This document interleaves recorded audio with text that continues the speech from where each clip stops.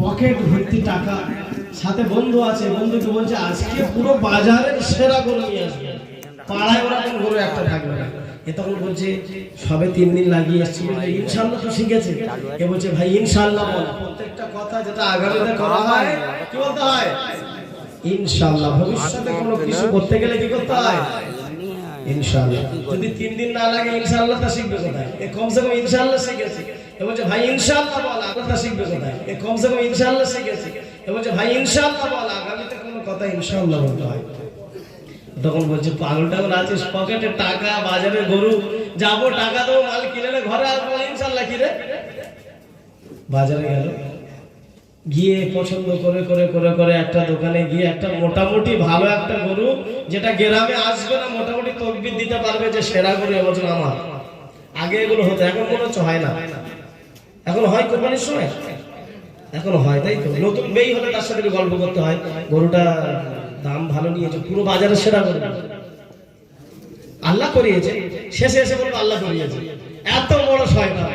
আগে বলবে না যে আল্লাহ করিয়েছে, শেষে সব বলে নিয়ে বলবো আল্লাহ করিয়েছে। তো গরুটুরু কেনা হয়ে গিয়েছে, এদিকে কোনো কারণে পকেটটা একটু ফেটে গিয়েছিল, মোটামুটি এদিক দিয়ে মাল সব বার হয়ে গেছে, বুঝলেন। এবারে গরুওয়ালা বলছে পয়সা দাও। এ পকেটে হাত দিয়েছে, দেখছে খালি। বলছে ভাই গরু তো নিয়ে নিয়েছি, পকেটে হাত দিয়েছি ইনশাআল্লাহ খালি, টাকা নিয়ে এসেছিলাম ইনশাআল্লাহ খালি, গরু নিয়ে নিয়েছি টাকা নেই ইনশাআল্লাহ খালি। বলছে ইনশাআল্লাহ আমার লাগবে না, তুই টাকা দে। তখন বন্ধু বলছে আরে যখন বলেছিলাম ইনশাআল্লাহ গরু কিনবো তখন বললিনি, এখন পকেটে হাত দিচ্ছি, ইনশাআল্লাহ পকেট খালি, ইনশাআল্লাহ নিয়ে এসেছি, ইনশাআল্লাহ গরু কেনা হয়ে গিয়েছে। সময় মতো বলতে হবে। যখন সুবহানাল্লাহ বলার, তখন সুবহানাল্লাহর স্লোগান দিতে হবে। বক্তা বয়ান করছে আর পিছনে সামনে লোক সুবহানাল্লাহ বলছে না, শুনতে পেয়েছে, পিছনে একজন হালকা এরকম ঝুঁকছিল, ঘুমাচ্ছিল, ও বলে ওঠে জয় বাংলা। বলতে হবে ইনশাআল্লাহ বলে জয় বাংলা। আর শয়তান বয়ান শোনে না, শুধু উল্টো পাল্টা। এই জন্য একটু সাবধানে বয়ান শুনুন, বুঝলেন, ফেঁসে যাবে, ফেঁসে যাবে। বক্তা বয়ান শুরু করেছে, আর বক্তা বয়ান করতে করতে এখন ইমানি কথা এসছে, জজবা চলে এসছে। বক্তা বলছে মুসলমান সমাজ আজকে আমাদের ইমান কোথায়? আর একটা ছেলে পিছন থেকে সরে সামনে এসছে, ফের বলছে একটুখানি পরে বলছে আজকে দুনিয়ার এই পরিস্থিতি, মানুষ নামাজ পড়ে কিন্তু নামাজে দিল থাকে না, মানুষ টুপি মাথা দেয় কিন্তু সুন্নতের পাবন হয় না, মানুষ সাধারণভাবে বাহ্যিকভাবে সুন্নতি লেবাস পরে কিন্তু ভিতরে তার সুন্নত থাকে না, আমাদের ঈমান কোথায়? আবার একজন একটু সামনে চলে এলো, এরকম করতে করতে একদম স্টেজের সামনে চলে এসছে। তখন বক্তা বলতে বলতে বলতে বলতে আবার ইমানের কথা শুনছে, ইমান কথা তখন বলছে আমার নাম ইমান, আমি ওখান থেকে বসে বসে এখানে এসে আমি তোমার ঘাড়ে গেলে, আমার নাম ইমান, আমি তো পিছন থেকে সরে সরে সরে এখানে এলাম, তোমার ঘাড়ে গেলে বসবে নাকি? ও মনে করেছে আমার নাম ধরে ডাকছে, কিন্তু ও বুঝতে পারে না এতক্ষণ ইমানের বয়ান চলছে, বুঝে আসেনি। পাগল কবর হাসে, যেন পাগল, পাগল জানেন পাগল? পাগল কি কারোর গায়ে লেখা থাকে? পাগল হাসে প্রথম যখন কেউ হাসে না তখন একা হেসে দেয়, বলে আমি বুঝতে পেরেছি। আর যখন সবাই হাসে চুপচাপ থাকে, সবাই হাসা শেষ হয়ে যাবে, ও তখন দেখছে সবার একটা হাসির আওয়াজ ছিল, ও তখন শেষে একা একা হাসতে, কি হয়েছে রে? ও হাসতেছে, লোক হেসেছে বলে হাসি, কিন্তু বুঝতে পারেনি কি হয়েছে। পাগলের মতো হাসবো না, বয়ান শুনবো, ধ্যান দেবো, নইলে কিন্তু ফেসে যাবো, পেশাব ফেলে উঠতে দেবো না। এই জন্য ভাই ধৈর্য ধরে যখন এতক্ষণ আছি, এর ফায়দা তো আল্লাহ আল্লাহ অবশ্যই দেবে। আমরা নিজের দিলে হাত দিয়ে বলি, নিজের বুকে হাত দিয়ে বলি, এরকম কোনো রাত কি আমার জিন্দেগিতে যায়নি যে আমি কোনো জায়গায় খেলা দেখতে দেখতে কাটিয়েছি? এমনকি কোনো রাত আমার যায়নি যে দুনিয়ার স্বার্থে কোনো কাজ কাম করতে করতে আমি রাত পার করেছি? এমনকি আমার কোনো রাত যায়নি যে কোনো অনুষ্ঠান বাড়িতে গিয়ে আমার সারা রাত কেটে গিয়েছে? এমনকি আমার কোনো রাত যায়নি যে সফর করতে করতে সারা রাত কেটে গিয়েছে? এমনকি জিন্দেগিতে কোনো রাত যায়নি? গিয়েছে। একদিন একটু সমস্যা হয়ে গিয়েছে, হযরতের চাচাজি ইন্তেকাল হয়ে গিয়েছে, জানাজার ময়দান থেকে ডাইরেক্ট আমাদের স্টেজে উঠবে, তারও তো ত্যাগ আছে।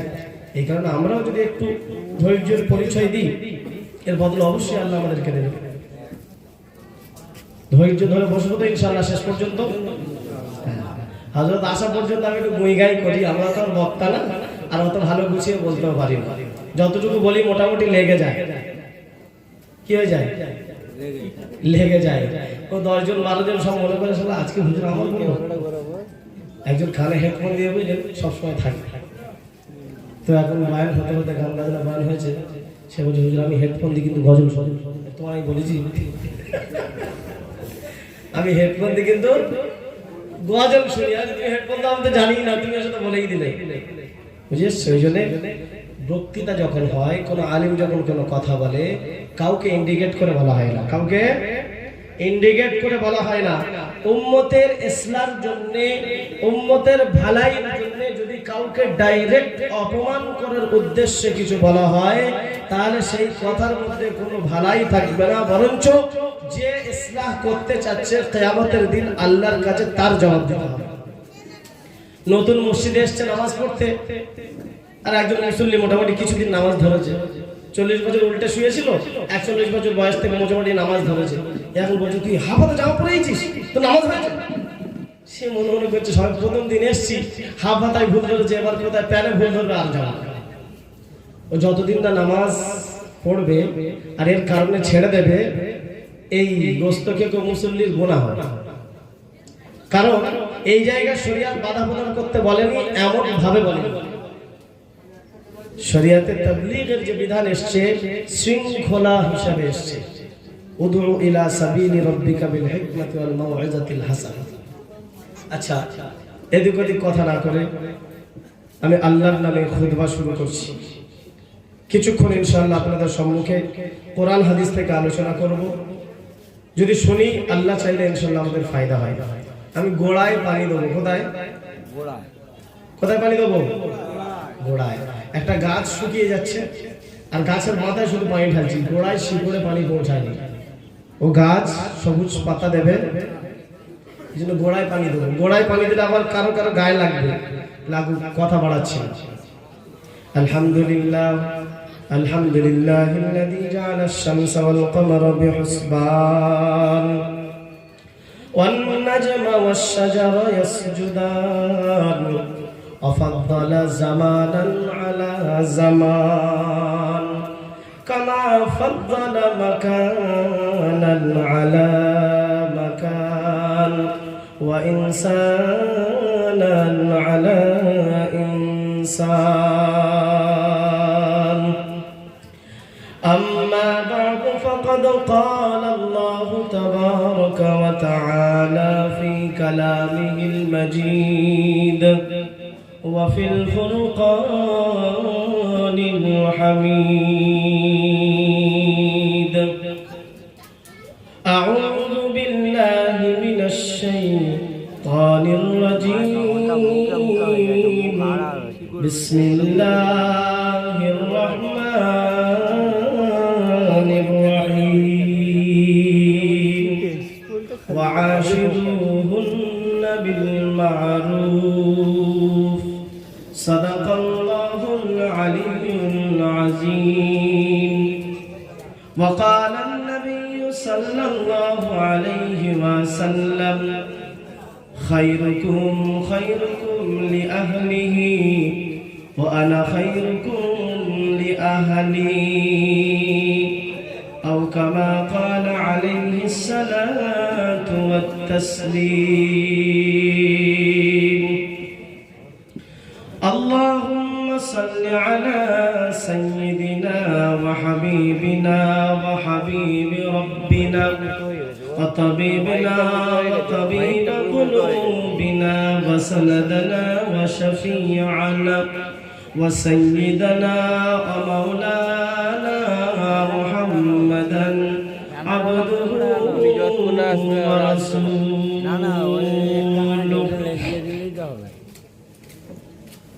সর্বাগ্য সমস্ত প্রশংসা, সমস্ত গুণকীর্তন, উপাসনা, আরাধনা মহান রব্বুল আলামিনের শাহী দরবারে জ্ঞাপন করি যে আল্লাহ পাক রব্বুল ইজ্জাত আমাদেরকে কোরআনে কারীমের মাহফিল, যেখানে বসলে অন্তরের কালো দাগগুলো আস্তে আস্তে মুছতে মুছতে অন্তরটা পরিষ্কার হয়, ফলে মানুষের জিন্দেগির মধ্যে পরিবর্তন আসে। সে মজলিসে আল্লাহ পাক রব্বুল ইজ্জাত আমাদেরকে আসার, বসার এবং ধৈর্য ধরে শোনার আল্লাহ পাক তৌফিক দান করেছেন। সকলেই এক বাক্যে, এক সুরে, একই কালিমা নিয়ে আল্লাহ পাকের শুকরিয়া জ্ঞাপন করি, বলি আলহামদুলিল্লাহ। প্রশংসা করলাম কার?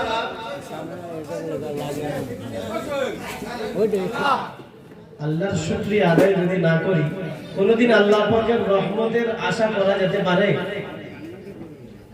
আমরা যেখানে সুস্থ শরীরে বসে আছি, কত মানুষ আছে হসপিটালের বেডে, কত মানুষ এই মুহূর্তে রাস্তায় অ্যাক্সিডেন্ট হয়ে পড়ে আছে, কত মানুষ এই মুহূর্তে নাকে তার অক্সিজেন দিয়ে বেডের উপরে পড়ে আছে, কত মানুষ এমন অবস্থায় আছে যে সে শ্বাস নিতে কষ্ট হচ্ছে, কত মানুষ এমন অবস্থায় আছে যে সে কিছু দেখতে পাচ্ছে না, কত মানুষ এমন অবস্থায় আছে যে পেটের যন্ত্রণায় কাতরাচ্ছে, কত মানুষ এমন অবস্থায় আছে যে সোজা হয়ে দাঁড়াতে পারছে না। এমন অবস্থার মধ্য দিয়ে আল্লাহ পাক রব্বুল ইজ্জাত আমাদেরকে সুস্থ সবল শরীরে এখানে উপস্থিত করেছেন। শুকরিয়া আদায় করতে কঞ্জুসি? তাই আগেই বলেছি, ধ্যান এদিকে। আমি যে খুতবা লম্বা করিনি, খুতবার মধ্যে যে আয়াতখানা আমি তেলাওয়াত করেছি, ওয়াশিরুহুন্না বিল মারুফ, ছোট্ট আয়াতের একটা টুকরা, এর উপরে ইনশাআল্লাহ আমি আলোচনা করব। সর্বপ্রথম এখানে এতজন আমরা বসে আছি, প্রাপ্তবয়স্ক সবাই আলহামদুলিল্লাহ।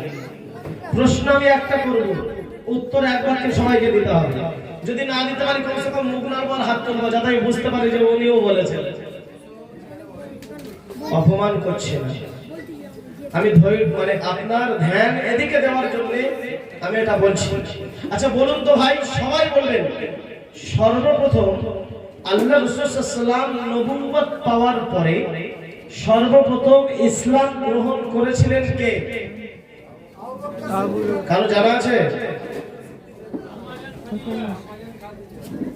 আম্মা জান খাদিজাতুল কুবরা রাদিয়াল্লাহু তাআলা আনহা। পুরুষদের মধ্যে হযরত আবু বকর, এটা ঠিক, কিন্তু সর্বপ্রথম নবুয়ত পাওয়ার পরে হযরত খাদিজাতুল কুবরা রাদিয়াল্লাহু তাআলা আনহা ঈমান নিয়ে এসেছেন।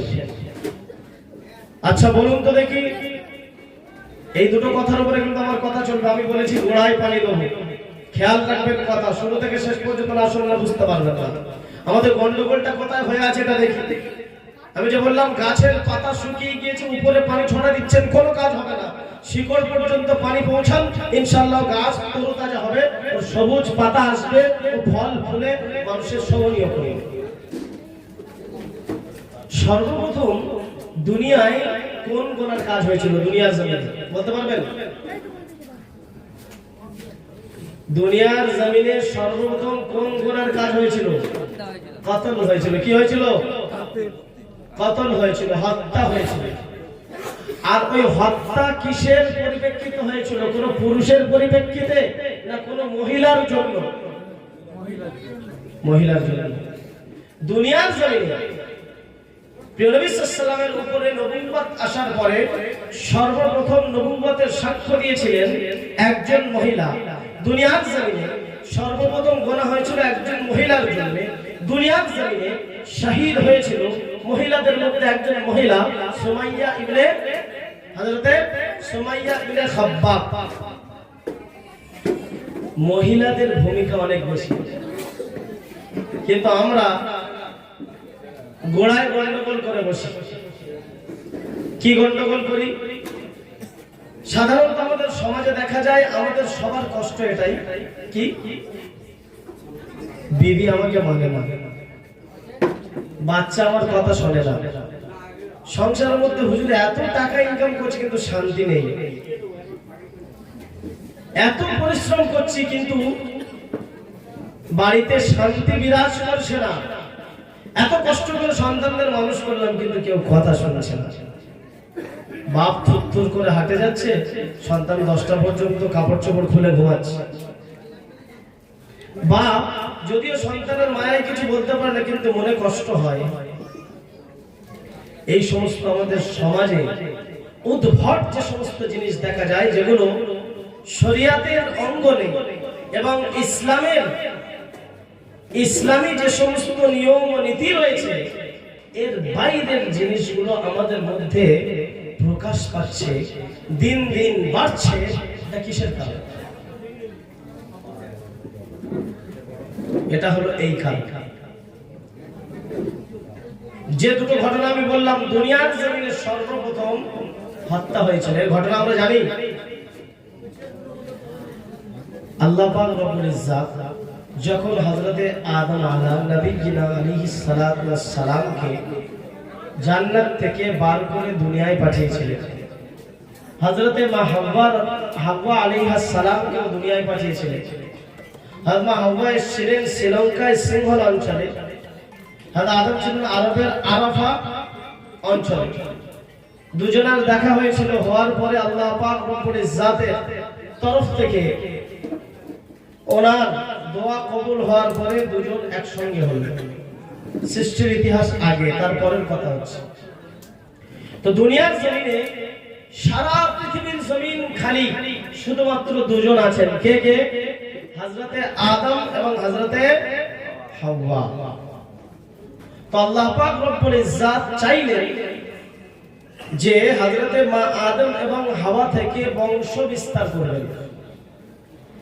তো মূল দুটো জিনিস রয়েছে, হযরত হাওয়া এবং হযরতে আদম। ওনাদের থেকে হযরত ইবনে কাসির রাহমাতুল্লাহ আলাইহি বর্ণনা অনুযায়ী পাওয়া যায় যে হযরতে মা হাওয়া 20 বার গর্ভধারণ করেছেন। কবার? 20 বার। আর প্রত্যেক গর্ভধারণে যমজ বাচ্চা দিতেন আল্লাহ। কি বাচ্চা দিতেন? যমজ বুঝি? যমজ বুঝি? যমজ। আর ওই যমজ বাচ্চার মধ্যে একজন ছেলে এবং একজন মেয়ে হতো। একজন ছেলে এবং একজন মেয়ে হতো। ধ্যান করে শুনবো ভাই। প্রশ্ন করলাম, উত্তর তো আমাদের কারো হয়তো জানা ছিল, লজ্জায় দিইনি, আমার সম্মানটা বেড়ে যাবে। তো যমজ করে সন্তান হতো। আর সেই সময় যেহেতু নিজের মায়ের পেটে ভাই বোনের বিয়ে হারাম, এই কারণে আল্লাহ পাক রব্বুল ইজ্জাত ব্যবস্থা। একটু সামনে সরে আসুন, আর একটু সামনে জায়গাতে দুজন ভাইদের গায়ে হয়তো বৃষ্টি লাগছে, একটু সরে সরে আসুন, একটু সরে সরে আসুন। আমার জোরে দরুদ শরীফ পড়ি, দরুদ শরীফ। আল্লাহুম্মা সাল্লি আলা সাইয়্যিদিনা মাওলানা মুহাম্মদ ওয়া আলা আলি সাইয়্যিদিনা মাওলানা মুহাম্মদ। ভাই দরুদ পড়তে পড়তে মনে মনে একটু আগে আসে। দরুদ কেন পড়লাম? শয়তান একটু খালি যদি জায়গা পায়, ও ওখানে ঢুকে আপনার দিলের মধ্যে শুধু উস্কানি দেবে, পানি হচ্ছে, আসতে এসছে, পালান আর ফের জোরে আসবে, যেতে পারবে। এরা মনে আসবে, যে উঠবে বুঝে নেবো যে ওর পাশে শয়তান বসা ছিল। বুঝতে পারছেন? কেউ যদি উঠে যায়, বুঝবো যে শয়তান ওর পাশে জায়গা পেয়ে গিয়েছিল, বলছে আসতে পানি হচ্ছে, পালান না, আর পালান না, কেউ উঠবো না, ধরা পড়ে যাবে।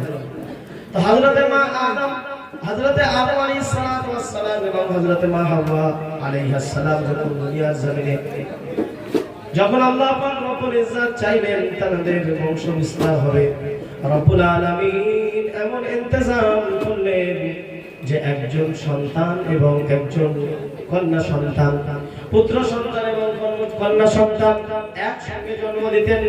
আর 1 বছর যারা জন্ম নিয়েছে, অপর সময় যারা জন্ম নিয়েছে, একে অপরের সঙ্গে বিবাহ হতো। মানে এই সময় ধরে নেন ছেলে এবং মেয়ে দুজন জন্মগ্রহণ করেছেন। পরের বছর যারা জন্মগ্রহণ করলো ছেলে এবং মেয়ে, তাদের মধ্যে যে মেয়ে ছেলে, এই আগের ছেলের সঙ্গে বিয়ে হতো এবং আগের মেয়েটা পরের ছেলের সঙ্গে বিয়ে হতো। তাদের একসঙ্গে যে হয়েছিল, এদের সঙ্গে এদের বিবাহ জায়েজ নেই, কারণ এদের সঙ্গে এদের যে জোড়া ছিল, এদের মধ্যে একজনের সঙ্গে সঙ্গে বিয়ে হতো। এইটুকু বুঝে এসছে? ঠিক এইরকম আদম আলাইহিস সালামের দুজন সন্তান ছিল। একজনের নাম ছিল হাবিল, একজনের নাম হলো কাবিল। একজনের নাম হাবিল, একজনের নাম কাবিল। কাবিল ছিল বড় কৃষি চাষবাসের কাজ করত। হাবিল ছিল ছোট। হাবিল উট এবং গৃহপালিত জানোয়ার যা পুষত। আর হাবিলের সঙ্গে যে বোনটা হয়েছিল, ওই বোনটা দেখতে একদম কালো কুৎসিত। আর কাবিল যে বড়, ওনার সঙ্গে যে কন্যা সন্তানটা হয়েছিল তার দেখতে খুব চমৎকার। নাম ছিল আকলিমা। কি নাম? আকলিমা। শুনে নাকি বলছিল? তো হাবিল ছোট, ওনার সঙ্গে যে বোনটা দেখতে খারাপ। কাবিল বড়, ওনার সঙ্গে যে বোনটা খুব সুন্দর দেখতে। কাবিল বলছে হিসাব মতো যে সিস্টেম রয়েছে, সিস্টেম হলো হাবিলের বোনের সঙ্গে কাবিলের বিয়ে হবে। কাবিল বড়, এর বোনের সঙ্গে হাবিলের বিয়ে হবে। বুঝে এসছো তো? কাবিলের বোনটা দেখতে খুব সুন্দর ছিল। কাবিল বললো যে আমি হাবিলের সঙ্গে যে হয়েছে ওর সঙ্গে বিবাহ করবো না, আমি আমার সঙ্গে যে হয়েছে ওর সঙ্গে বিবাহ করবো। কিন্তু আদম আলাইহিস সালামের শরীয়ত সম্মত আল্লাহ পাকের বিধান অনুযায়ী দুজন একসঙ্গে ভূমিষ্ঠ হয়েছে, সুতরাং একই জোড়ার মধ্যে বিবাহ জায়েজ নেই। তো হযরতে আদম আলাইহিস সালামের কাছে কাবিল এসে অনুমতি চাইল যে আব্বাজান, আপনি অনুমতি দিন, আমার সঙ্গে যে ভূমিষ্ঠ হয়েছে আমি তার সঙ্গে বিবাহ করি, আমি ওর সঙ্গে বিবাহ করব। হযরত আদম আলাইহিস সালাম দেখলেন ভারী মুশকিল। আল্লাহর বিধান তো এটাই যে এদের জোড়ার সঙ্গে ওদের জোড়ার বিয়ে হবে। তখন হযরত আদম আলাইহিস সালাম একটা হিকমত জাহির করলেন। কি? যে দেখো, তোমরা দুজন আল্লাহ পাকের কাছে এর ফয়সালা নেওয়ার জন্য দুজনে দুজনের কুরবানি দাও আল্লাহর রাস্তায়। কাবিল যে বড় ছিল, ও তো কৃষি আবাদ করতো, চাষবাস করতো, ওর কিছু গাল্লা আনাজ নিয়ে। আর হাবিল যে ছিল ও উট বকরি এসব পালতো। হাবিল নিজের উট বকরি নিয়ে আর কাবিল নিজের কিছু গাল্লা আনাজ নিয়ে কুরবানি দিল। কুরবানির অর্থ শুধু জবাই করা নয়। কুরবানির অর্থ জবাই করা নয়। বলেন আল্লাহর রাস্তায় জান মাল কুরবান করো, বলো তো? আরে এক্ষুনি গিয়ে তার গলা কেটে দিতে হবে? নাম লেখাবো না, এত সহজে নাম লেখাবো না, গলা কাটিয়ে দিতে হবে। আল্লাহর রাস্তায় জান মাল সব নিয়ে লাগবে। কুরবানির অর্থ হলো আল্লাহর জন্য যে জিনিসটা করে দেওয়া হয়, আল্লাহর জন্য খুশি বলে যে জিনিসটা ত্যাগ করা হয়, এটাকেই কুরবানি বলে। কি বলে? যেরকম আপনারা পিছনের ভাইদের জন্য জায়গা কুরবানি দিলেন, এটা কার জন্য করলেন? আল্লাহর জন্য করলেন। তো আদম আলাইহিস সালাম ওনার ছেলেদেরকে আদেশ দিলেন যে যাও তোমরা তোমাদের আল্লাহর রাস্তায় কুরবানি করো।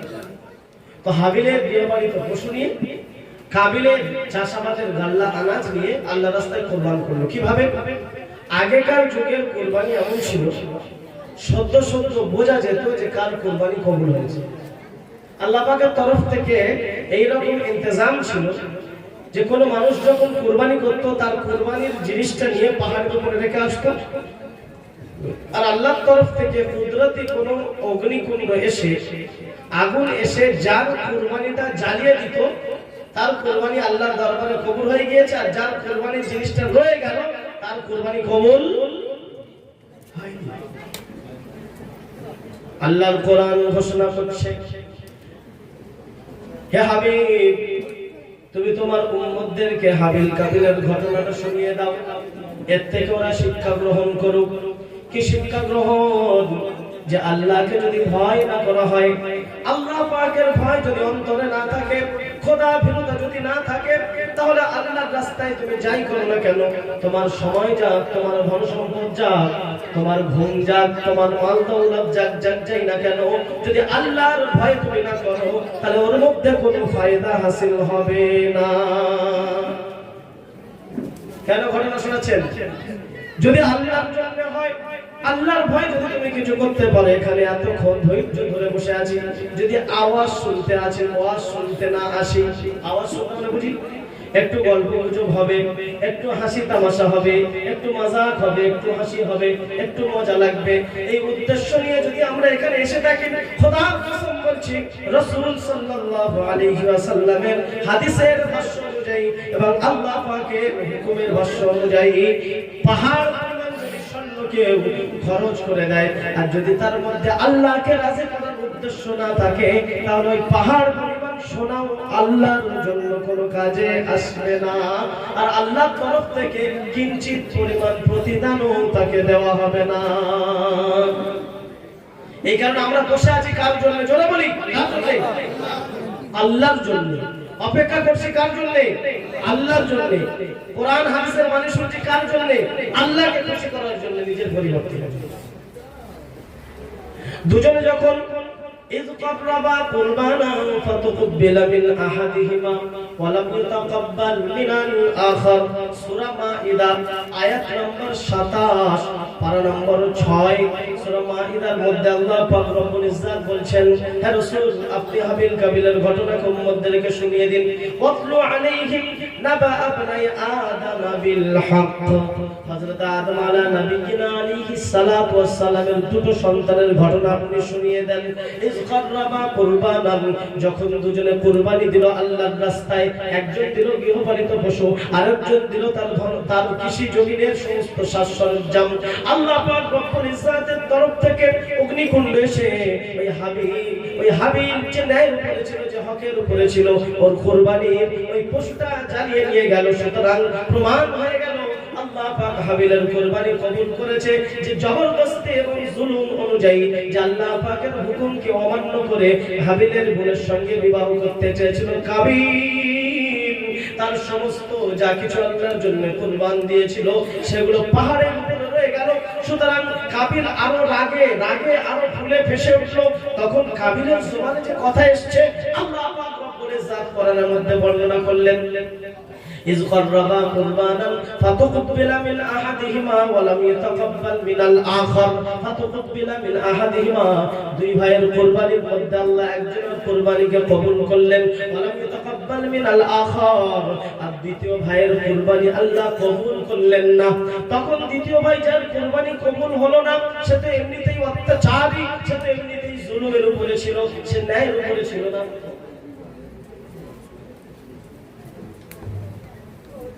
সে তো ন্যায়ের উপরে ছিল না। সুতরাং আল্লাহ পাকের তরফ থেকে যখন প্রমাণ হয়ে গেল এই যে অনিষ্টা ছিল আর যে জুলুমের উপরে ছিল, যে আল্লাহর হুকুমের আদেশের খেলাফ করছিল, সে তখন বলল আলা লা আক্তুলান্না, ভাই তোকে দেখে নেব, তোকে আমি কতল করেই ছাড়বো। কি করব? কোরআন শরীফ খুলবেন, শব্দগুলো ঠিক এরকম এসেছে। কাবিল কি বলল? এমনি তো তোর আমি বলেছি তোর বোনের সঙ্গে আমি বিবাহ করব না, আমার বোনের সঙ্গে আমি করব, তুই রাজি হলি না, তুই বোঝালি যে আল্লাহর হুকুম এটা নয়, এটা হারাম, আর ফের এই কুরবানি দিলাম, আমার কুরবানি রয়ে গেল, তোর কুরবানি কবুল হয়ে গেল। তখন হাবিল সুন্দরভাবে জবাব দিল, ইন্নামা ইয়াতাকাব্বালুল্লাহু মিনাল মুত্তাকিন। আল্লাহকে যে ভয় করে, আল্লাহর ভয় যার অন্তরে আছে, খোদা ভীরতা যার মধ্যে আছে, আল্লাহর জন্য যে ন্যায় নিষ্ঠার উপরে কায়েম থাকে, আল্লাহ পাক রব্বুল ইজ্জাত তাকেই কবুল করেন। সুবহানাল্লাহ। কতক্ষণ কি বললো? ভাই তোকে আমি দেখে ছাড়ব। সুতরাং শয়তান এবার সুযোগ পেয়েছে যে দুনিয়াতে এখন কিছু শুরু হয়নি, আমার খেল এবারে শুরু করে। কাবিলের কাছে এসে বলছে, জানিস কুরবানি দিতে কি হয়েছে, তোর আব্বা বলেছে কি হয়েছে, তুই এক কাজ কর, ওর সাথে বিয়ে করলো, কালো তোর সাথে যে হয়েছে একসঙ্গে, এর সঙ্গে বিবাহ করলে খুব সুন্দর দেখতে, নইলে হাবিল ওকে বিয়ে করবে। শয়তান ঘুষঘুষানি দিচ্ছে, আর শুরু যুগের মানুষ। সুতরাং ও কিচ্ছু না বুঝতে পেরে ও কি করলো, ভাইকে ফাঁকা জায়গায় নিয়ে ভাইকে হত্যা করে ফেললো। কি করলো? ভাইকে হত্যা করে ফেললো। দুনিয়ার জমিনে তখন খালি, দুনিয়ার জমিনে অন্য বংশ বিস্তার হয়নি। হাবিল এবং কাবিল দুই ভাই, আকলিমা এবং ওনার আরেকটা বোন ছিল, দুই বোন। এই চারজনের মধ্যে এই ঘটনা আল্লাহ পাক রব্বুল ইজ্জত এখান থেকে প্রিয় নবী সাল্লাল্লাহু আলাইহি ওয়াসাল্লামকে উম্মতদেরকে শিক্ষা দিতে বললেন, মান কাতালান নাসা মান কাতালা নাফসান বিগাইরি নাফসিন আও ফাসাদিন ফিল আরদি ফাকান্নামা কাতালান নাসা জামিআ। বনি ইসরাঈলদের উপর আল্লাহ পাক একটা কায়দা নির্ধারিত করে দিল, মান কাতালা নাফসান বিগাইরি নাফসিন, কোন কারণ ছাড়া অযথা কোন ন্যায় নিষ্ঠার উপরে না থেকে অন্যায় ভাবে যদি কেউ কাউকে হত্যা করে, বিগাইরি নাফসিন আও ফাসাদিন ফিল আরদি, জমিনের বুকে যদি অন্যায় ভাবে ঝগড়া করে, ফাকান্নামা কাতালান নাসা জামিআ, একজনকে মারা নয়, সে সারা পৃথিবীর মানুষকে মেরে দিল, হত্যা করলো। সুতরাং দুনিয়ার শুরু থেকে নিয়ে আর কিয়ামত পর্যন্ত যত মানুষ একে অপরকে হত্যা করবে, সবার হত্যার গোনা তো সবাই বহন করবে, কিছু কিছু পার্সেন্টেজ কাবিলের ভাগ্যে যাবে। কার ভাগ্যে যাবে? কাবিলের। প্রথম যুগে মারা গিয়েছে, এবার দেখছি একে নিয়ে কি করব কিছু বুঝতে পারছে না, নিয়ে মাথায় করে ঘুরছে। কোথায় ঘুরছে? মাথায় করে ঘুরছে, ঘুরতে ঘুরতে ঘুরতে ঘুরতে দম হয়ে গিয়েছে। মরুভূমি এলাকা, জনমানবহীন জনপ্রান্তর এলাকায়, সাদা মরুভূমির জমিনে ভাইকে কতল করার পরে কাঁধে করে নিয়ে ঘুরে বেড়াচ্ছে। ভাইকে কি করবে কিছু বুঝে আসে না, কোনো কিছু মাথায় আসে না। সারাদিন ঘুরতে ঘুরতে একটু দম হয়ে গিয়েছে। কি হয়ে গিয়েছে? মেরে দিয়েছে। কি করবে এবার আর বুঝতে পারছে না। শয়তান ধোঁকা দেয়। কিভাবে ধোঁকা দেয় দেখবেন, কেউ বলে আমি সুসাইড করবো, প্রেমিকার সঙ্গে প্রেমালাপ হচ্ছে রাত্রে, বলছে তুমি যদি কালকে না দেখা করো আমি একদম এক্ষুনি গলায় ধরে যাবো, এক্ষুনি বিষ খাবো। এই করতে করতে শয়তান সুযোগ পেয়ে যায়, তখন বলে ঠিক আছে ওঠ, দে দড়িটা মিচে মিচে গলায় দে, মিচে মিচে দিয়ে দিল, ফাঁস লাগিয়ে দিল। অনেক জায়গায় হয়েছে। শয়তান মানুষকে উছিয়ে দেয়, যখন উছিয়ে দেয় মানুষ বিষ খেয়ে নিয়েছে। শয়তানের প্রতিক্রিয়াতে, শয়তানের ভাষা বসে, শয়তানের ওয়াসওয়াসায় মানুষ বিষ খেয়ে নিয়েছে। নেওয়ার পরে সে তখন লোকের কাছে বলে এ আমি বিষ খেয়েছি না, আমার বাঁচা। তখন তাকে হসপিটালে নিয়ে যাওয়া হয়। আচ্ছা, কেউ যদি মরবে বলে, মরার রাস্তা কি কম আছে? কেউ যদি মরবে বলে যুগে মরার রাস্তা কম আছে, তাহলে মানুষ প্রকাশ কেন করে আমি বিষ খেয়েছি, আমি গলায় দড়িয়ে দিচ্ছি, আমাকে বাঁচাও? শয়তান ফাঁসিয়ে দিয়ে চলে যায়। কি করে? দুই ভাইয়ের মধ্যে দ্বন্দ্ব লাগায়, দুই জায়ের মধ্যে দ্বন্দ্ব লাগায়। যখন দুই জায়ের মধ্যে দ্বন্দ্ব লাগিয়ে দেয়, দ্বন্দ্ব যখন ঝগড়া যখন মিটে যায়, এই যায় এই রুমে বসে, বড় যায় এই রুমে বসে, ছোট যায় এই রুমে বসে, দুজন চিন্তা করে আহারে দুজন বনে বনে কি সুন্দর থাকতাম, বিকালবেলা একসঙ্গে ঘুরতাম, আর এই ছোট কথার জন্য ঝগড়া হয়ে গেল। দুজনে দু জায়গায় আফসোস করে। আবার শয়তানের কাছে গিয়ে বলে ও তোর এরকম বলেছে, ওর সাথে আর মিশিসনি। বড় বোনের কাছে, বড় জায়ের কাছে গিয়ে বলে তোর এরকম বলেছে, তুই আর ওর সঙ্গে আর মিশবি। অথচ দুজনার মনে কি হচ্ছে, বেকার ফালতু কথা ঝগড়া করলাম, একসঙ্গে কি সুন্দর ঘুরতাম, একসঙ্গে এক সংসারে ছিলাম, সামান্য একটা জিনিসের জন্য এরকম হয়ে গেল। আফসোস হয় না? হয় না? হয় না? হয় না? কোন বন্ধুর সঙ্গে ছোট কথা কাটাকাটি হতে হতে খুঁটিনাটি বিষয়ে কোনো ঝগড়া হয়ে গেল, যাওয়ার পর আফসোস হয় না? কিন্তু যখন ঝগড়া হচ্ছিল তুমিও কমে চলছিল, তোর জন্য আমি এই করেছি, তোর জন্য আমি ওই করেছি, হচ্ছিল তো। কিন্তু কিছুক্ষণ পরে কি হয়, ইস ওকে এরকম বললাম। হয় না? হয় না? শয়তান যখন ওয়াসওয়াসা দেয় তখন কিছু বুঝতে পারে না। কাবিল হাবিলকে হত্যা করলো, হত্যা করে মাথায় করে নিয়ে ঘুরে বেড়াচ্ছে, কষ্ট হচ্ছে, গায়ে থেকে দত্তর করে ঘাম আসছে। কি করবে কিছু বুঝতে পারে না, কিছুই জানে না, কোনো শিল্প জানে না, কি করতে হবে এটাও জানে না। কবর দেওয়ার হুকুমও তখন হয়নি, পোড়ানোর হুকুমও তখন কিচ্ছু তখন হয়নি, কিছুই জানে না। ভাইকে নিয়ে ঘুরতে ঘুরতে যখন কষ্ট হয়, এক জায়গায় ভাইকে রেখে মাথায় হাত দিয়ে এমন করে বসে আছে, মাথায় হাত দিয়ে বসে আছে। কে? কে? কাবিল। কে? কাবিল। সর্বপ্রথম কতল করেছিল কাবিল, আর কতল হয়েছিল হাবিল। মনে থাকবে তো? হ্যাঁ। কাবিল যখন চিন্তিত অবস্থায় মাথায় হাত দিয়ে বসে আছে, আল্লাহ পাক রব্বুল ইজ্জত তখন কি ইন্তজাম করলেন? কাক পাঠালেন। কাক কি পাঠালেন? কাক পাঠালেন। কাক পাঠানোর পরে আল্লাহ পাক রব্বুল ইজ্জত কাককে দিয়ে শিক্ষা দিচ্ছে। দুটো কাক আসলো, কাবিল দেখতে পাচ্ছে দুটো কাক আসলো, লড়াই করছে। লড়াই করতে করতে একটা কাক মরে গিয়েছে। যে মরে গিয়েছে তখন অন্য কাক যে জিতে গিয়েছে সে পা দিয়ে মাটি খুঁড়ে খুঁড়ে তার ভিতরে দিয়ে ঢাকা দিল। কাবিল বলল যে ভালো বুদ্ধি, কি একটা ভালো প্ল্যান এসেছে। কি ভালো প্ল্যান? ওই যে কাক, ওই যে কাক, কাক দুজন ঝগড়া করে একজন মরে গেল, তাকে নিয়ে মাটির ভিতর দিয়ে আরামসে চলে গেল পুরো সাদা জমি। তো আমি আমার ভাইকে মাথায় করে নিয়ে ঘুরলো, এই সিস্টেমটা আমি করি। কবর দেওয়ার বিধান কোথায় থেকে শুরু হলো? কিছু শিখে যাই ভাই, কিছু শিখে যাই, শুধু নাচানাচি করলে হবে না। কবর দেওয়ার বিধান কোথা থেকে শুরু হলো? কোথা থেকে? কাগে থেকে শুরু হলো। তখন বললো قال يا ويلتى عجزت أن أكون مثل هذا الغراب فأواري سوءة أخي فأصبح من النادمين। গল্প শোনাচ্ছি না, কোরআনে আয়াত শোনাচ্ছি ভাই, একটু জোরে বলি না, ঘুমটা ছাড়তে চাই। কোরআনের আয়াত শোনাচ্ছি। আল্লাহ পাক রব্বুল ইজ্জত পরিষ্কারভাবে বর্ণনা করেছেন, কাবিল যখন দেখলো দুটো কাক এসে লড়াই করতে করতে একজন অপরকে মেরে দিয়ে মাটি খুঁড়ে আগুনকে চাপা দিল, তখন কাবিল ক্বালা ইয়া ওয়াইলাতা আজাজতু আন আকুনা মিসলা হাযাল গুরাবি। কাগের মধ্যে ক্ষমতা আমার ছিল না, কাগের মধ্যে বুদ্ধি আমার ছিল না। ফাআসবাহা মিনান নাদিমিন। তখন তার দিলে আফসোস জাগলো, দুই ভাই তো ছিলাম, একজনকে মেরে দিলাম, এখন আমি কি করব? একা হয়ে গেলাম, কার সাথে গল্প করব, কার সাথে ঘুরবো, কার সাথে ব্যবসা বাণিজ্য করব? তখন আফসোস করতে লাগলো, কারণ তখন শয়তান রফু চক্কর কি হয়ে গিয়েছে, মেরে দিয়েছে, কাজ শেষ, এবার পালিয়েছে। ফাআসবাহা মিনান নাদিমিন। তো সর্বপ্রথম দুনিয়ার জমিনে যে পাপ হয়েছিল হত্যা, কার জন্য হয়েছিল? একটা মেয়ের জন্য। কিসের জন্য? মেয়ের জন্য। সর্বপ্রথম নবুয়ত প্রাপ্তি লাভের পরে ইসলাম গ্রহণ করেছিলেন একজন মহিলা। বোঝা গেল আমাদের সমাজে মহিলাদের ভূমিকা অনেক বেশি, অনেক বেশি। মা বোনেরা আর গল্প করবে না, আপনাদের হবে এভাবে। আর যেহেতু বয়স্ক মানুষ যারা আছে তারা তো এমনিতেই ইসলামের দিকে ঝুঁকে গেছে, পাও ভেঙে গিয়েছে, হাতও ভেঙে গিয়েছে, হাত মোড়াতে পারি না।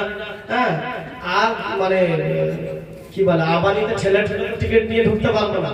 এবার যাই হোক, একটু মসজিদের দিকে হয়, বয়স্ক মানুষদের জন্য তো কিছু বলা যাবে না, ও এমনিতেই শুধরে গেছে। নওজোয়ান ছেলে যারা আছে, যারা যারা বিয়ে করে একটু হাত তুলি, যাদের বিয়ে হয়নি একটু হাত তুলি, মানে দোয়া করে আল্লাহ ভালো বিয়ে দেবে, হাত তুলি। আল্লাহু আকবার। ভালো বিবি পাওয়া এটা এমন একটা লক্ষণ। প্রিয় নবী সাল্লাল্লাহু আলাইহি ওয়াসাল্লাম বললেন, আদ-দুনিয়া কুল্লুহুম মাতা, আদ-দুনিয়া কুল্লাহা মাতা। দুনিয়ার জমিনে যা কিছু আছে সমস্ত কিছু ব্যবহারের জিনিস, সমস্ত কিছু ব্যবহারের জিনিস, সমস্ত কিছু উপকারের জিনিস। ওয়া খায়রু মাতা'id দুনিয়া আল মারআতুস সালিহা। আর দুনিয়ার জমিনে যা কিছু আছে সবচাইতে উৎকৃষ্টতম ব্যবহারিক জিনিস, উৎকৃষ্টতম লাভদায়ক জিনিস হলো নেক স্ত্রী। কি? নেক স্ত্রী। দুনিয়ার জমিনে যা কিছু আছে, আপনার একটা মোটরসাইকেল আছে, মোটরসাইকেলটা আপনার ব্যবহার করার জন্য, আপনার একটা স্টল রয়েছে ব্যবসা করার জন্য, আপনার একটা চার চাকা রয়েছে মাল বহন করার জন্য, আপনার দোতলা বাড়ি রয়েছে বাসস্থানের জন্য, আপনার ঘরে একটা কুরসি আছে বসার জন্য, আপনার ঘরে আপনার হাতে একটা মোবাইল আছে ব্যবহার করার জন্য, আপনার ঘরে হাঁড়ি সামান টামান আছে ব্যবহার করার জন্য, আপনার একটা জমি আছে ভাড়ায় চলছে, কিছু মাসে মাসে ভাড়া পান, আপনার একটা মার্কেট আছে ভাড়ায় দেওয়া আছে, কিছু টাকা পান। দুনিয়ার জমিনে যা কিছু আছে আপনি খেয়াল করে দেখবেন সব কিছু আপনার ব্যবহারের জন্য। রাসূল বললেন, ওয়া খায়রু মাতা'id দুনিয়া আল মারআতুস সালিহা। দুনিয়ার মধ্যে তোমার যে সমস্ত নিয়ামত দেওয়া হয়েছে, সমস্ত নিয়ামতের থেকে উৎকৃষ্টতম নিয়ামত হলো নেককার বিবি। কি? নেককার বিবি। নেককার বিবি কেন? এটা পরে আসছে। প্রথমে একটা জিনিস বুঝি, আল্লাহ পাক রব্বুল ইজ্জত নারী জাতিকে মানব প্রজনন কেন্দ্র বানিয়েছে। কি বানিয়েছে? মানব প্রজনন কেন্দ্র। দুনিয়ার জমিনে মায়ের কোলে ছাড়া বাপের কোলে কেউ জন্মগ্রহণ করেছে? মানে বাপের পেট থেকে হয়েছে এরকম আছে? দুনিয়ার জমিনে এমন উদাহরণ তো আছে যে বাপ ছিল না, কিন্তু মায়ের গর্ভ থেকে আল্লাহ পাক জিবরাইলের মাধ্যমে আল্লাহ পাক রব্বুল ইজ্জত জিবরাইলকে পাঠিয়ে দিয়ে জিবরাইল আলাইহিস সালামের মাধ্যমে ফুঁক দেওয়ার ফলে গর্ভধারিণী হয়েছিলেন হযরতে মারিয়াম আলাইহিস সালাম। রাসূল বললেন, জান্নাতের সরদার রমণী চারজন, ওই চারজনের মধ্যে হলেন মারিয়াম বিনতে ইমরান, 2 নম্বর হলো খাদিজাতুল কুবরা, 3 নম্বর হলো ফাতিমাতুজ জাহরা, 4 নম্বর হলো হযরতে আসিয়া জাওজাতু ফিরাউন। কজন? জান্নাতের সরদার হবে নারীদের সরদার 4 জন। তার মধ্যে সর্বপ্রথম নাম আসলো হযরতে মারিয়াম আলাইহিস সালাম, হযরতে ঈসা নবী আলাইহিস সালাতু ওয়াস সালামের আম্মা জান। হযরত ঈসাকে আল্লাহ পাক রব্বুল ইজ্জত নিজের কুদরতি তরফ থেকে জিবরাইল ইসলামের মাধ্যমে ওনার আম্মাজির গিরাবানে ফুঁক দিয়ে আল্লাহ পাক রব্বুল ইজ্জত বিনা পিতায় বানিয়েছেন। কিন্তু বিনা মাতায় দুনিয়ার জমিনে এসেছে এমন কোন জীবজন্তু আর এমন কোন মানুষের নাম আপনি বলে দেখাতে পারবেন না। বাপ ছাড়া তো হয়েছে, কিন্তু মা ছাড়া হয়েছে এমন কোন আছে? এমন কিছু নেই। সুতরাং দুনিয়ার এখন যে 750 থেকে 800 কোটি মানুষ বসবাস করছে, কত কোটি কোটি মানুষ গুজরে গিয়েছে, জমিনের নিচে শুয়ে আছে, কত কোটি কোটি মানুষ কিয়ামত পর্যন্ত আসবে। আল্লাহ পাকের নিয়ম ও নীতি এটাই, আল্লাহ পাকের নিজাম এটাই, কুদরতি নিজাম এটাই যে আল্লাহ পাক প্রত্যেককে মায়ের গর্ভ থেকে দুনিয়ায় জন্ম দেওয়ার জন্য এই নীতি এবং এই ব্যবস্থা করেছেন। আমরা যে ইট ভাটাই করে দেখেছি, ইট ভাটা, ইট যে তৈরি করা হয়, ওই ইট তৈরি করার সময় কি হাতে তৈরি করে না, এরকম একটা খাপ পদ্ধতি তৈরি করা আছে, কি একটা ঢাঁচা তৈরি করা আছে। ওই ঢাঁচায় যদি ABC লেখা থাকে, ইটটা যখন বার হবে ABC লেখা থাকে, ওই ঢাঁচায় যদি একটা ফুলের ছবি থাকে, ইটটা যখন কাটে পোড়ায় যাই হোক না কেন একটা ফুলের ছবি আসে। ওই ঢাঁচা যদি 5 ইঞ্চি লম্বা হয়, ওই ইটটা হবে 5 ইঞ্চি লম্বা। ওই ঢাঁচা যদি 4 ইঞ্চি চওড়া হয়, ইটটা হবে 4 ইঞ্চি চওড়া। সুতরাং ঢাঁচায় যদি একটা ছোট্ট এরকম কলম এরকম ভাঙা যদি পড়ে থাকে, ওই ইটের ওই জায়গাটা যখন কলমের নিশানি লেগে যায়, বোঝা গেল ঢাঁচা যেমন হবে সাঁচা যেমন হবে, ওর প্যাটার্নটা ওরকম হবে। কি হবে বুঝে আসেন? হচ্ছে ধরেন একটা ভাটার নাম হলো সোনা ভাটা, কি নাম? SONA লেখা আছে। সারাদিন যদি ওটা কাস্তাকুস্তি করে, ওই সোনাটা কি রাজা হবে? যত ইট কাটবে সোনাই আসবে, কারণ ঢাঁচায় সোনা লেখা আছে। কি লেখা আছে? ঢাঁচায় সোনা লেখা আছে। যুবকদেরকে বললাম, ভাইজান একবার হাত তুলে দেখাও কার কার বিয়ে হয়নি। কেউ হয়তো ভয়তে তোলেনি, কেউ আবার লজ্জায় তোলেনি, কিন্তু লজ্জার কিছু নেই। রাসূলের হাদিস শোনালাম, দুনিয়ার মধ্যে উৎকৃষ্টতম নিয়ামত হলো নেককার বিবি। নেককার বিবি যার যার লাগবে একবার হাত তুলি না, আল্লাহ সকলকে কবুল করুন। আরে বাবা লজ্জা, আল্লাহ পাক রব্বুল ইজ্জত কোরআনের মধ্যে দোয়া শিখিয়েছেন। এই যুবক ভালো করে ধ্যান দিয়ে শোনো, তুমি আল্লাহর কাছে যদি চেয়ে না নিতে পারো, তোমার ঘরটা জাহান্নামের ঘর হবে। তুমি যদি আল্লাহর কাছে নেককার বিবি চেয়ে নিতে পারো, তোমার ঘরটা হবে জান্নাতের ঘর। সুতরাং সারা দিন কষ্ট ক্লেশ করার পরে তুমি যখন বাড়িতে আসলে, হাটে গিয়েছো ভোরের বেলা, হাট থেকে যখন এসছো সন্ধ্যা বেলা, দেখছো স্ত্রী তোমার জন্য দাঁড়িয়ে রয়েছে। তুমি ঘরে ঢুকলে স্ত্রীকে বলতে হলো না, সঙ্গে সঙ্গে একটা তোয়ালে নিয়ে দাঁড়িয়ে আছে, আপনি যান হাত মুখ ধুয়ে আসুন। হাত মুখ ধুয়ে আসলেন, এসে দেখলেন টেবিলে খাবারের ব্যবস্থা। টেবিলে খাবার ব্যবস্থা খাওয়া নেওয়ার পরে স্বামীকে বলছে যে আপনার গরম হচ্ছে, লাইন নেই, সুতরাং একটা হাত পাকা জোগাড় করে হাওয়া করছে। স্বামী সারাদিন কষ্ট করার পরে এই বিবির মুখটা দেখার পরে তার শান্তি কেমন হবে? তার মনে হবে যেন আমি কোনো কষ্টই ছিলাম না। এই এতটুকু সুখ পাওয়ার কারণে সারা দিনের কষ্ট সে ভুলে যায়, যায় না? সারাদিন মেহনত করে এসে দেখলেন বিবি পড়ে আছে ঢিঙ্কা নাকা। কিসে? ইনস্টাগ্রামে। কিসে? বলছে হ্যাঁ গো আমি হাঁটতে চলে এসেছি। তুমি গোসলটা করে এসো, আমি দিচ্ছি। গোসলটা করে এসছে, বলছে আরে আমি গোসল করে এসেছি। সবে তো এলে কখন গোসল হলো? আচ্ছা বসো, আমি একটু ভাত নিয়ে যাচ্ছি। যদি এই করে, তখন বলবে তুই যা করছিস কর, আমি বর্তমানে গিয়ে 1 কাপ চা খাই। এই ঘরে শান্তি আছে? শান্তি আছে? কি করে শান্তি হবে? শান্তি হবে না। আমি বললাম গোড়ায় পানি ঢেলে। আজকে যদি একটা ঢাঁচায় সোনা লেখা থাকে, রাজা হয় না। আমের আটি যদি চাষ করা হয়, সে জায়গায় জামের আশা করা, আরে বলুন না, জামের আশা করা যায় না। আপনি লাগালেন আমের বীজ, আর আপনি বসে আছেন কাঁঠাল খাওয়ার জন্য, কোনোদিন হবে? কোনোদিন হবে? আপনি নেককার বিবি আল্লাহর কাছে চাইতে পারলেন না, নেককার বিবি আপনার জন্য জুটলো না, তাহলে আপনি নেককার সন্তান পাবেন না।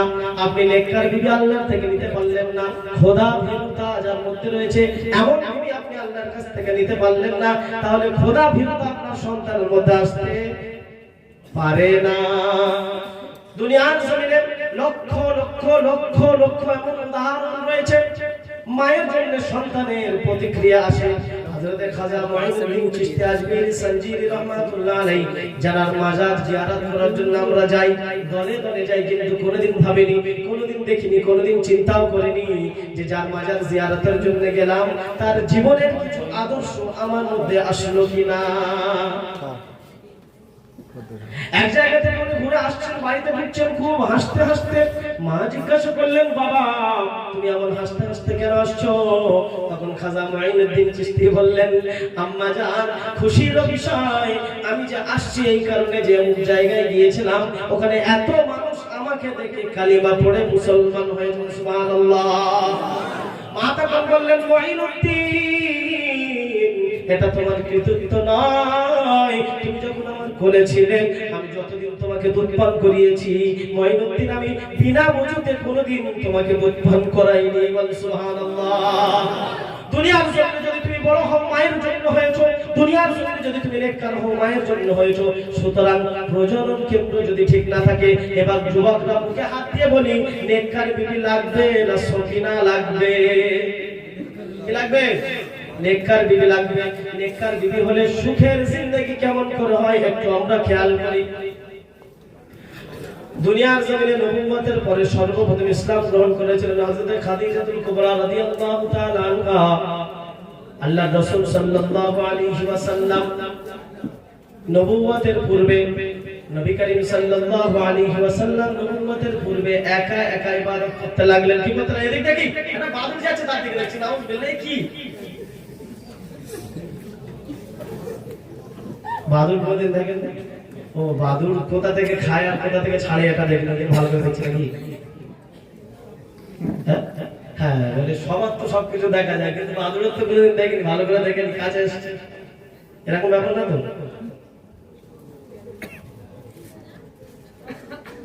মুখটাই ঘেরে হযরতে খাদিজাতুল কুবরা রাদিয়াল্লাহু তাআলা আনহা কেমন নারী ছিলেন? রাসূল কেন বলেছেন দুনিয়ার যত নিয়ামত আছে সবচেয়ে উৎকৃষ্ট নিয়ামত হলো নেককার বিবি? কেন বলেছেন একটু খেয়াল করি। মক্কার কাফেররা যখন রাসূলের দুশমন হয়ে গেল, আর নবুয়তের পূর্ব মুহূর্তে নবী সাল্লাল্লাহু আলাইহি ওয়াসাল্লাম জাবালে নূরের মধ্যে ইবাদতের জন্য একা একা চলে যায়। হযরতে মা খাদিজাতুল কুবরা রাদিয়াল্লাহু তাআলা আনহা কান্দে কান্দে রাসূলকে বলে, আল্লাহর রাসূল আপনি তো জেনে শুনে আমাকে বিবাহ করেছেন, দুইবার আমার বিবাহ হয়েছিল, সুতরাং আমি বিধবা। হযরতে প্রথম বিবাহ হয়েছিল খালা, হযরতে খালা। দ্বিতীয় নম্বর বিবাহ হয়েছিল আতিক ইবনে আয়াজ, আতিক ইবনে আয়াজের সঙ্গে দুইবার। আমার যখন মা খাদিজাতুল কুবরা যখন ছোট ছিল, যখন বিবাহ হয়েছিল, হওয়ার পরে প্রথম স্বামী মারা যায়, দ্বিতীয় স্বামী চলে যায়। দ্বিতীয় স্বামী যাওয়ার পরে ওনার আব্বাজি ইন্তেকালের পরে উনি ওনার চাচার কাছে থাকেন। চাচা অনুমতি, চাচা বললেন যে এবার তুমি বিবাহ করবে না। আর মা খাদিজা বললেন, দুইবার তো বিয়ে হয়ে গেল, বয়স তো আমার গড়িয়ে গেল, সুতরাং এবার যদি আমি বিবাহ করি তাহলে যোগ্য একজন পুরুষ যদি পাই বিবাহ করব। আর মা খাদিজা এবং নবী সাল্লাল্লাহু আলাইহি ওয়াসাল্লামের বিবাহের ইতিহাস আগে, সেটা আমি বলছি না, অনেক লম্বা ইতিহাস। 2 বছর আগে, বিবাহের 2 বছর আগে রাসূলের বয়স 23 বছর।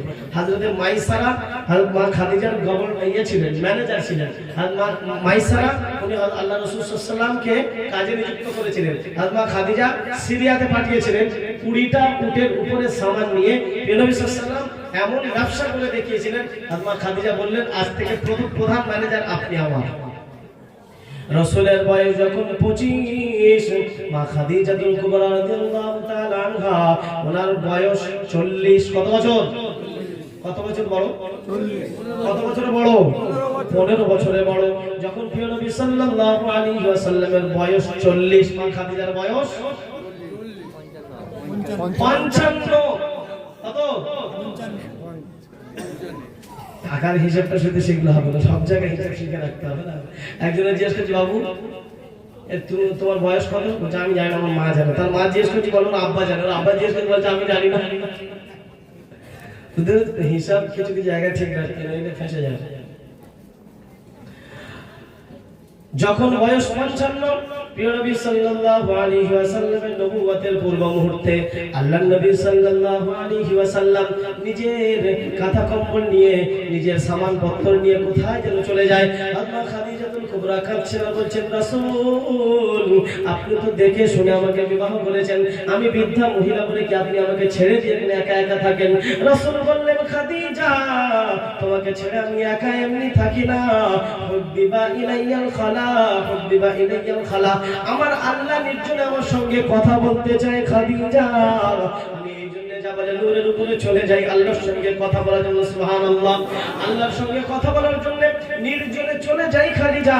তোমার উপরে কোনো রাগ নাই, তোমার জন্য তুমি যে বৃদ্ধা হয়ে গেছো তোমাকে ছেড়ে যাই না। হুব্বিবা ইলাইয়াল খালা, আমার আল্লাহ আমাকে খালি জায়গায়, নির্জন জায়গায় নিয়ে যায়।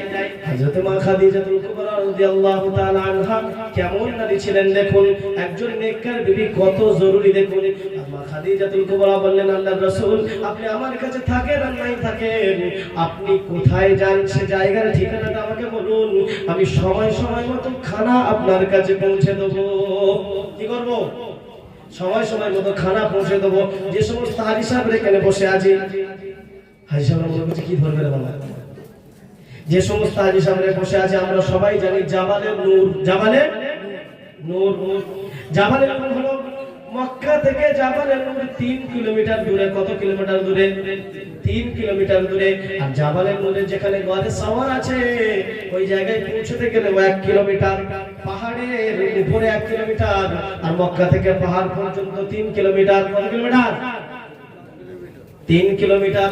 হযরত খাদিজাতুল কুবরা রাদিয়াল্লাহু তাআলা আনহা সকালের সময় খানা নিয়ে আসে, পাতিল গুলো রেখে দিয়ে পাল্টে নিয়ে যায়, আবার দুপুরে আসে, আবার তিন টাইমে রাসূলকে খানা দিতে আসে। এমন করে দেখতে দেখতে একদিন, দুদিন, 3 দিন, 4 দিন, এমন করতে করতে 40টা দিন পার হয়ে যায়। একজন মহিলা বয়স কত? 55। কত বয়স? 55 বছর বয়সে ওই 3 মাইল হেঁটে, ওই মরুভূমি এলাকায় হেঁটে রাসূলের জন্য খাবারের ব্যবস্থা করেন খাদিজা। আম্মা খাদিজা বললেন, যতক্ষণ পর্যন্ত আমার ধরে জান রয়েছে অতক্ষণ পর্যন্ত নবী আমি আপনাকে উপোস থাকতে দেব না। সুতরাং যেখানেই হোক না কেন আমি আপনার জন্য খানা নিয়ে সেখানে যাব। একদিন, দুদিন, 3 দিন, 4 দিন, 5 দিন। দেখুন আমার আব্বাজি হয়ে গিয়েছিলেন, উনি এসে বলছেন, আমি জাবালের নূরে যখন উঠছি কিছু দূর উঠে আমার 3 বোতল পানি খাওয়া শেষ, তারপর আমি আটকে গেছি, না উঠতে পারছি না নামতে পারছি, এত কষ্ট হচ্ছে। তখন একজন হাফসা একজন মহিলা আমার আব্বাজি ধরে টেনে তুলে নিয়ে একটু ক্ষমতা হলো। তো একটা মেয়ে ছেলে 55 বছর বয়স, এই 2-3 মাইল হেঁটে যাবে, আবার পাহাড়ের উপরে উঠবে, 1 মাইল পাহাড়ের উপরে ওঠা সহজ ব্যাপার? যারা নওজোয়ান হাজি আছে তাদের কাছে প্রশ্ন করি, ওই পাহাড়ে উঠেছে কি হেঁটে হেঁটে? এখন তো সুবিধা করে দিয়েছে, বিভিন্ন সিস্টেম করে দেওয়া হয়েছে, তখন তো পাহাড় ধরে ধরে উঠতে হতো। 1 টাইম নয়, 2 টাইম নয়, 3 টাইম, 1 দিন নয়, 2 দিন নয়, 3 দিন নয়, এমন করতে করতে 39টা দিন পার হলো। 40তম দিন, আল্লাহু আকবার, আল্লাহু আকবার, 40টা দিন যখন পার হলো, হযরত খাদিজা খানা পাতি নিয়ে যখন ওখানে পৌঁছালো, পাহাড়ের কাছে পৌঁছালো, 2 মাইল অতিক্রম করার পরে পাহাড়ের ওখানে দাঁড়িয়ে এবারে পাহাড়ে চড়বেন, রাসূলের কাছে খানা নিয়ে যাবেন। এমন অবস্থায় ভালো করে কোমরে কাপড়গুলো সেটে নিচ্ছে, বলে তো পাহাড়ে উঠতে হবে।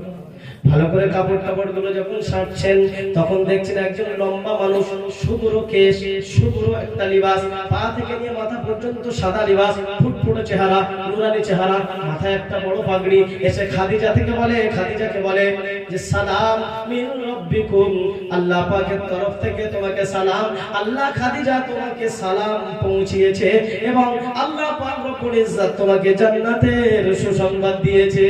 সুবহানাল্লাহ। খাদিজা তখন তো ইসলাম, ঈমান, তখন তো আর নবুয়ত আসেনি। তো হযরত খাদিজা বললেন, কে আমার রব, কে আমাকে সালাম জানালো, আর জান্নাত বা কি জিনিস, জান্নাত বা কি জিনিস প্রশ্ন করার জন্য যখন এগিয়ে যায়, ওই মানুষটা যে সামনে এসেছিল, যে দুটো জিনিসের সুসংবাদ দিল, রবের পক্ষ থেকে তোমাকে সালাম, আর রবের পক্ষ থেকে জান্নাতের সুসংবাদ খাদিজা। আর মা খাদিজা যখন দেখলেন প্রশ্ন করতে যাবে, এমন অবস্থায় দেখলেন ফাগা বারাজুলুন, ওই মানুষটা গায়েব হয়ে গিয়েছে। মা খাদিজা চিন্তিত হলেন, বিস্মিত হলেন, তাজ্জুব